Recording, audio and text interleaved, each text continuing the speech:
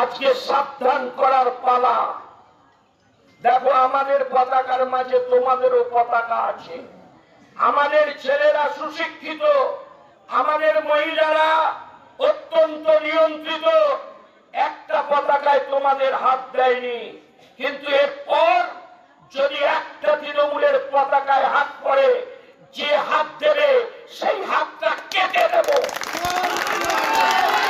আমি 4.5 বছর ধরে এই তারকেশ্বরের উন্নয়নের জন্য কাজ করেছি। এবার যদি দলের ক্ষতি করার কেউ চেষ্টা করে, সেই কাজটাও করব। যে হাত এই পতাকায় পড়বে সেই হাত চিরকালের মতন আমরা কেড়ে দেব। এই করে আজকে সাবধান করলাম। রামেন্দু সিংহ রায় যে কথা বলেছেন রাজনীতিতে খুবই দুর্ভাগ্যজনক কথাবার্তা, এবং আমি ওনাকে ধিক্কার জানাই প্রথমেই। আর একটা কথা মনে রাখবেন যে বিজেপির ছেলেরা হাতে চুরি পরে নেই। যদি বিজেপির একটা ছেলের হাত কাটেন, মনে রাখবেন বিজেপির ছেলেরাও দুটো হাত কেটে নেবে। বিজেপির ছেলেরাও কিন্তু এর ক্ষমা করবে না।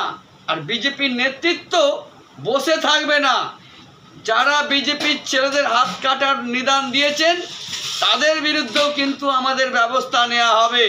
আর বিজেপির যদি সত্যি কোথাও একটা হাত কাটা হয়, আইনের পথে চলবে, এটা কিন্তু ছেড়ে দেওয়া হবে না।